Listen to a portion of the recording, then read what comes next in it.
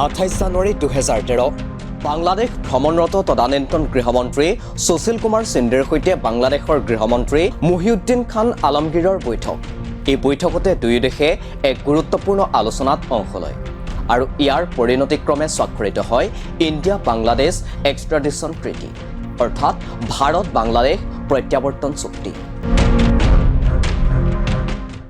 এই চুক্তি অনুসৰি যদি বাংলাদেশত ভাৰতৰ কোনো অপৰাধী ধৰা পৰিছে তেন্তে সেই অপৰাধীক ভাৰতৰ ওচৰত বাংলাদেশে সমজাই দিব লাগিব আৰু যদি ভাৰতত কোনো বাংলাদেশৰ অপৰাধী ধৰা পৰিছে সেই অপৰাধীকো ভাৰতে বাংলাদেশক সমজাই দিব লাগিব। তেতিয়াৰ বাংলাদেশৰ শেখ হাছিনাৰ চৰকাৰে ভাৰতৰ তদানীন্তন ইউপিএ চৰকাৰৰ গৃহমন্ত্ৰীক দুদিনীয়া ভ্ৰমণৰ বাবে আমন্ত্ৰণ জনাই এই চুক্তি কৰিছিল। এই চুক্তি অনুসৰি বাংলাদেশৰ জেলৰ পৰা আলফা নেতা অনুপ চেতিয়াক ভাৰতে ঘূৰাই আনিবলৈ সক্ষম হৈছিল। ঠিক সেইদৰে শেখ হাছিনায়ো তেওঁৰ দুই পিতৃ সন্তাক ঘূৰাই নিছিল। শেখ হাছিনা চৰকাৰে ভাৰতৰ সৈতে কৰা এই চুক্তিৰ পৰা দুয়ো দেশে লাভ উঠাবলৈ সক্ষম হৈছিল। কিন্তু এই চুক্তিয়েই এতিয়া কাল হ'ব নেকি শেখ হাছিনাৰ বাবে? সংৰক্ষণ বিৰোধী আন্দোলনে বাংলাদেশত চৰম পৰ্যায় পোৱাৰ পাছত শেখ হাছিনাই দেশ এৰি পলায়ন কৰিছিল।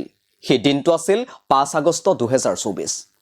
বাংলাদেশৰ পৰা পলায়ন কৰা শেখ হাছিনা আহি উপস্থিত হৈছিল ভাৰতত। গাজিয়াবাদৰ এটা এয়াৰবেছত শেষবাৰৰ বাবে দেখা গৈছিল শেখ হাছিনাক আৰু তাৰ পাছৰ পৰা শেখ হাছিনাক ৰাজহুৱাভাৱে কোনেও ক'তো দেখা পোৱা নাই। দাবী কৰা হৈছে যে শেখ হাছিনা এতিয়াও ভাৰততে আছে। হাছিনাৰ চৰকাৰ পতনৰ পাছত বাংলাদেশত গঠন হয় অন্তৱৰ্তীকালীন চৰকাৰ।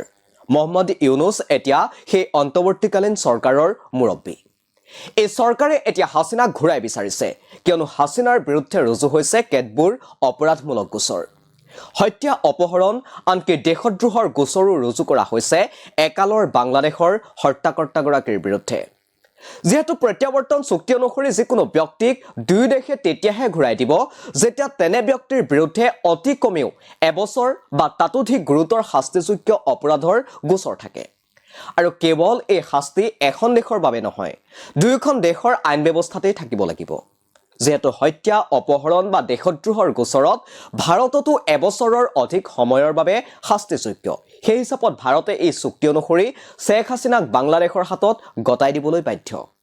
কিন্তু ভাৰতে বাংলাদেশৰ এই দাবী নাকচ কৰাৰো থল আছে আৰু এই সুযোগ প্ৰদান কৰিছে খুদ প্ৰত্যাৱৰ্তন চুক্তিয়ে। কাৰণ চুক্তিৰ 8 নং দফাত প্ৰত্যাৱৰ্তন অস্বীকাৰ কৰিবলৈ কেইবাটাও ভিত্তি উল্লেখ কৰা হৈছে। সেই অনুসৰি ভাৰতে শেখ হাছিনাৰ প্ৰতি উত্থাপিত অভিযোগৰ কোনো ভিত্তি নাই বা সেই অভিযোগ প্ৰমাণ কৰিবলৈ কোনো সুদৃঢ় প্ৰমাণ নাই বুলি বাংলাদেশৰ দাবী অস্বীকাৰ কৰিব পাৰে। লগতে ভাৰতে বাংলাদেশক এই পৰামৰ্শ দিব পাৰে যে তেওঁলোকে শেখ হাছিনাৰ বিৰুদ্ধে তেওঁলোকৰ আদালতত গোচৰ চলাওক। কিন্তু ভাৰতে এয়া কৰিবনে? কাৰিকৰীগতভাৱে এয়া সম্ভৱ, কিন্তু বাস্তৱিকতে এনে কৰিবলৈ গ'লে ভাৰতৰ সৈতে বাংলাদেশৰ নতুন চৰকাৰৰ সম্পৰ্কত নেতিবাচক প্ৰভাৱ পৰিব পাৰে।